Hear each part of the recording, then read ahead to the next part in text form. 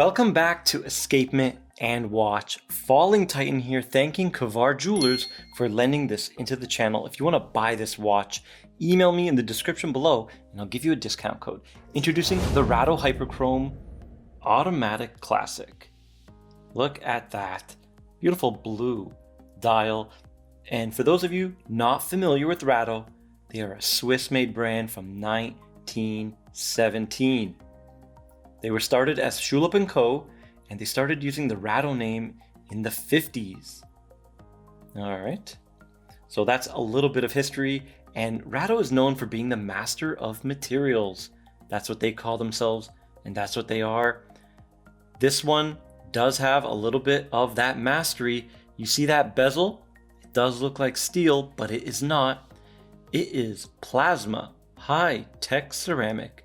They take their high-tech ceramic in white and they forge it in an oven, 20,000 degrees Celsius, and it becomes a metallic plasma, and then they mold it into this bezel shape.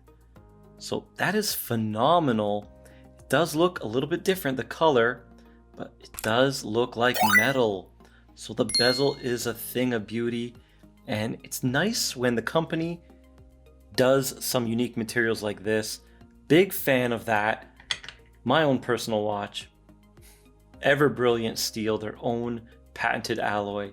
That's what I like. That's cool. You have something cool in your watch, and that's what you have here. Very cool bezel. It's kind of fluted. It reminds me of the Rolex Datejust. Doesn't the bezel look kind of fluted? I don't know what to call this bezel. Slotted? I don't know. So maybe a modern fluted design. Let me know down in the comments. So the case shape is beautiful. Reminds me of my 62 mass. Has that vintage thin mid case and sharp cutoffs at the end of the lugs. High polish at the tips right there. Vertical brushing on the sides. Look at that. All right, has that raw look. Vertical brushing always gives me a different vibe, and the same on this side. We have the signed crown, beautiful, 50 meters of water resist.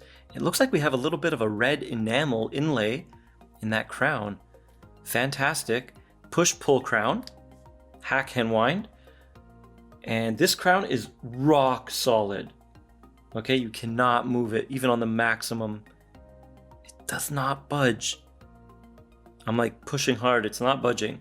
So it's a solid crown, but it's not screwed down. The measurements that I got from my calipers, 41.7 in diameter. It's rated at 42 from Rado. 11 millimeters thick, exactly. All right, including that double domed sapphire, which is almost boxed. I guess you can call it a subtle boxed double dome sapphire. It is a beauty, the standout feature in the watch, besides that cool plasma high-tech ceramic bezel insert. Look at this beauty. All right, now the lug to lug, 49.3, a little bit large, and the bracelet, although it lays flat, does feel a little flimsy to me, and that male end link is going to extend the lug to lug. Let's do a live measurement because of that solid male end link.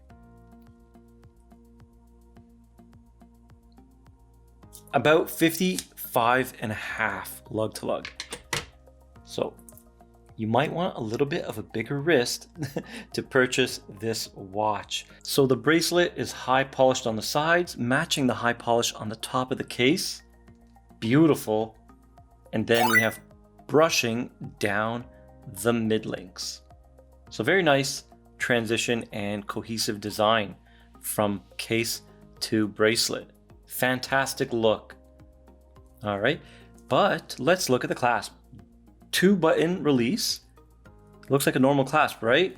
But then it's kind of a butterfly where it has this lift portion and you get this awkward hinge here. See that? I guess that's just to help you put it on, but you can just use this as a normal clasp. So strange design, never seen that before. Everything is solid, milled, solid end links, and you have quick release so you can remove the bracelet easily. You just pinch those two nubs.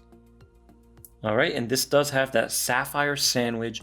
We got sapphire on top, sapphire on bottom, and you can see that Rado movement.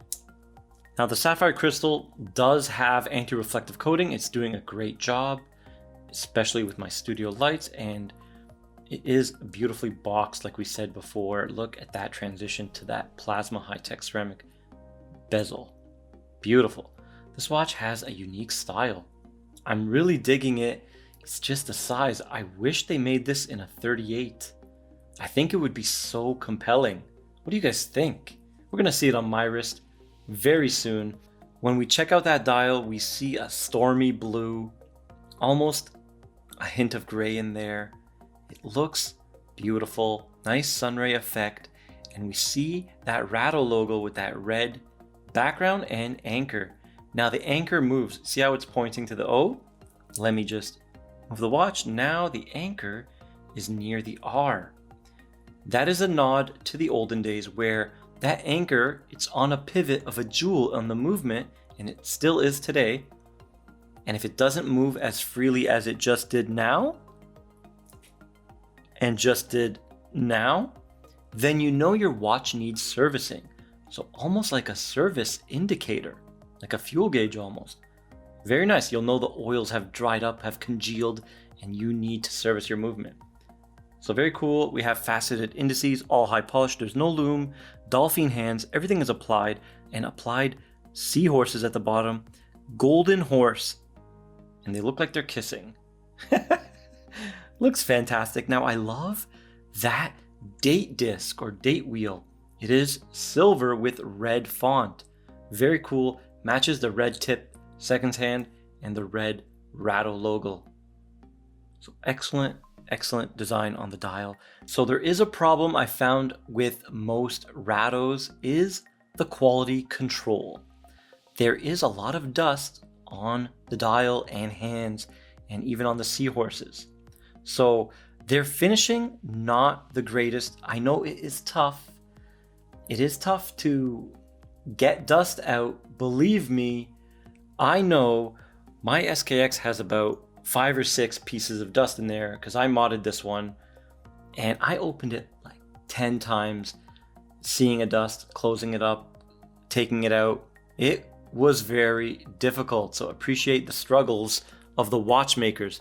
Now we've done 3 Rolexes on the channel, and the Rolexes average 1 to 5 dusts per Rolex.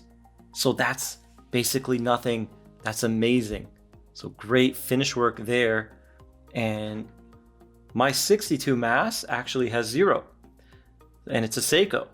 And that's only because this exact watch, this 62 mass, is made in the Grand Seiko studio by a small group of elite watchmakers. And I wish I got the name of the guy who made mine. I want him to, or her, to make my Grand Seiko when I eventually purchase one. I want that watchmaker making my watch because he made this one perfect. Anyways, I digress. Does that even matter to you guys? Dust? Because you can't see it unless you go macro and then even deeper, super macro. Okay? When we look at the lens, super macro. All right, we don't need to go super macro. You're never gonna see it. Do you see the dust now? You don't. So, I don't know, what do you guys think? Is that a big deal to you?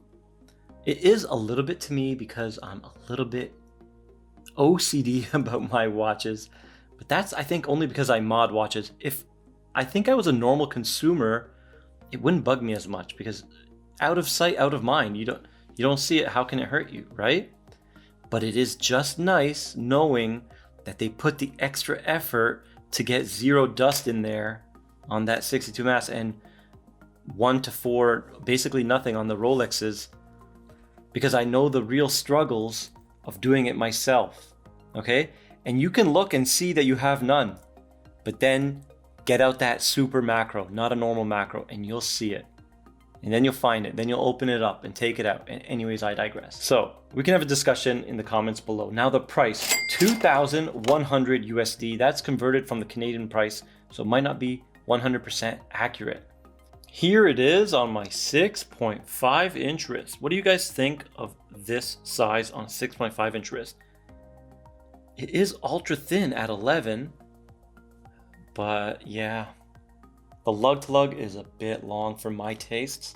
It does wear a little bit large, almost like a hockey puck on the wrist. For my tastes, I'm gonna tell you guys 7-inch wrist or above if you want this watch. But of course, you know, if you like the big watch look, go ahead. For smaller wrists, go ahead and get it. It's a cool watch. Just looks phenomenal. The style, Rado style is so cool.